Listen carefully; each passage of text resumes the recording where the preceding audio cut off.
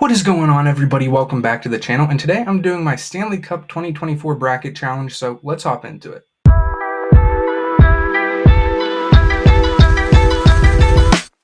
And if you like this type of stuff, please consider subscribing. It would really mean a lot.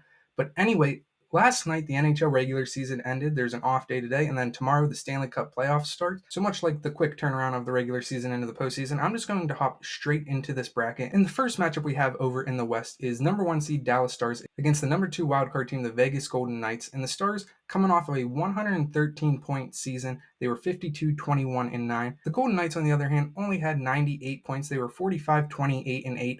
And they did win it all last year, so they are looking to defend their title, and this should be a really good matchup. And this matchup right here is a rematch of last postseason when Vegas knocked the Stars out to advance to the Stanley Cup final, in which they ultimately did win it.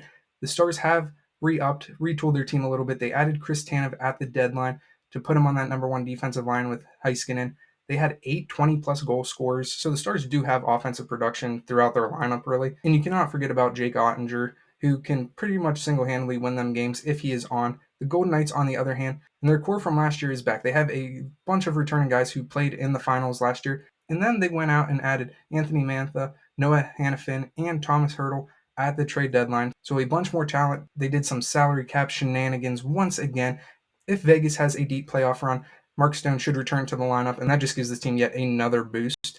And I actually have the Dallas Stars upsetting the reigning Stanley Cup champions, advancing to the next round, avenging their loss from last year. Then we have the number 2 seeded Winnipeg Jets against the number 3 seeded Colorado Avalanche, and the Jets 51-24-6 in the regular season, so 108 points. The Avalanche was 49-25-7, so 105 points. So both of these teams really good, above that 100-point mark. The Jets really surprised a lot of people this year. I don't think a lot of people assumed that they were going to be this good. They got bounced in the first round of the playoffs last year by the Golden Knights, and they really surprised me. The Avalanche, on the other hand, they made the playoffs last year and then got bounced in the first round by the Kraken, so they're looking to make it past the first round. These Jets are looking to make it past the first round, and this series could also be kind of a bloodbath series. Both of these teams did add talent at the deadline to bolster their chances. The Jets added guys like Sean Monahan, Tyler Toffoli. The Avalanche added guys like Sean Walker, Casey Middlestat. So both of these teams gearing up for a run, and it could really go either way. The Jets in the regular season were 3-0 against the Avalanche, so they had their number in the regular season, but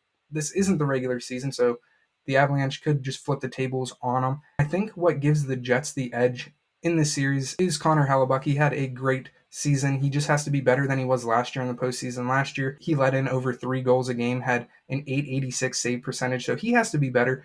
And Hellebuyck can definitely carry this Jets team deep into the playoffs if he's on his game. And I think that's just what's going to happen as the Jets beat the Colorado Avalanche, knocking them out in the first round again, advancing to the second round to take on the Dallas Stars. Then we have the Vancouver Canucks against the Nashville Predators. And both of these teams, I do believe, surprised a lot of people ranking where they were and even making the playoff. I know Nashville had that crazy 18-game point streak here late in the season that really helped them cement their spot in the playoffs, so good for them.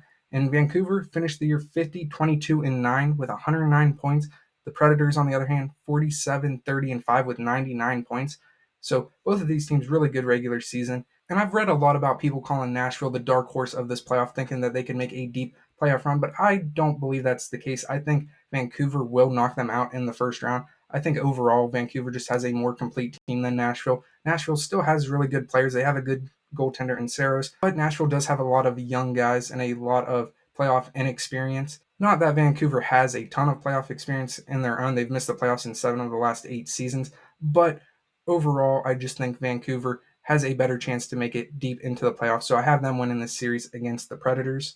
Then we have the Edmonton Oilers against the Los Angeles Kings. The Oilers coming off a 49-26-6 season, 104 points. The Kings coming off a 43-27-11 season, 97 points. The Oilers, to start this season, they were pretty bad. They had to fire Woodcroft, and then they definitely just turned the ship around. They got the number 2 seed in the Pacific. The Kings also made a head coaching change in the season, but it was definitely later. Jim Hiller took over. His Kings defense kind of took off. So this should just be a good matchup based off the Oilers' offensive power and the Kings' defensive power. It should be a fun series to watch, but the Oilers always seem to be like the Kings' kryptonite in the playoffs, so I don't think the Kings will make it past the Oilers here, as I have all 3 Canadian teams in the Western Conference advancing to the second round. Then in the second round, we have the Dallas Stars against the Winnipeg Jets. two really good teams, and this is a series that could also go the distance. Both of them have good goaltenders, but I think the Dallas Stars come out on top. The Jets season ends here in the second round as the Stars move on to the conference final. Then we have the Vancouver Canucks against the Edmonton Oilers in the second round. And upsets will definitely happen at some point in this playoffs, whether it be the first round, second round, whatever. Upsets will happen. And I have this being an upset as the Vancouver Canucks knock out the Oilers. And even though the Canucks had more points and are a higher seed than the Oilers, I still kind of consider this an upset because the Oilers, their firepower and just the hype around them, it's hard for me to see them as an underdog. So I have the conference final in the West being the Dallas Stars against the Vancouver Canucks, where I have the Dallas Stars advancing to the Stanley Cup final. Moving on over to the East, we have the Florida Panthers against the Tampa Bay Lightning in the first round. Florida coming off a 110-point season with a 52-24-6 record. The Lightning coming off a 98-point season, 45-29-8 in the regular season. Florida, much like the Golden Knights, do have a lot of the team that was in the Stanley Cup final last year, so that is really good for them. Tampa Bay has been to 3 of the last 4 Stanley Cup finals, and a lot of their players are still on the roster. So Florida really doesn't have an advantage in like the Stanley Cup final experience. At least against Tampa Bay, they don't. In this series, I believe will come down to who has the better goaltending. Is Sergei Bobrovsky going to recapture some of that magic he had last year in the playoffs? Is Andrei Vasilevskiy going to carry this Tampa Bay team? And I have the Tampa Bay Lightning upsetting the Florida Panthers here in round 1, advancing to the second round. So both teams that were in the Stanley Cup final last year get upset. Vegas doesn't get upset because they're a wildcard team. But either way, both Stanley Cup final teams last year lose in the first round. Then we have the Boston Bruins against the Toronto Maple Leafs. The Bruins coming off a 109-point season. They were 47-20-15. The Leafs coming off a 102-point season. They were 46-26-10. And the Bruins last year, they had that historic season, and then they just flamed out in the first round, and they lost to the Panthers. Toronto, on the other hand, actually made it out of the first round into the second round for the first time in what seems like forever. So I know they were riding high before they played Florida as well and then lost. Austin Matthews for the Maple Leafs was so close to having 70 goals on the year. He finished with 69, which is still really good, but it's just a shame that he couldn't get to that mark. And it's a shame for Maple Leafs fans as they will lose here in the first round as well. I just don't want to talk about y'all for the rest of the video anyway. So I have the Bruins advancing to the second round to take on the Lightning. And then we have the New York Rangers against the Washington Capitals. And the Rangers were the President Trophy winners. They finished with 114 points. They were 55-23-4. And I do believe that the 55 wins were the most in Rangers history, so congrats to them. The Capitals just snuck into the playoffs. There was that 4-team race between them, Detroit, Pittsburgh, and Philadelphia, and they were able to clinch a spot with 91 points. They were 40-31-11, and they got into the playoffs with the worst point differential in NHL history. They were -37. So the Capitals, against all odds, decided, yeah, let's just make the postseason. Ovechkin's career is coming to an end here, so why not make one last push for him?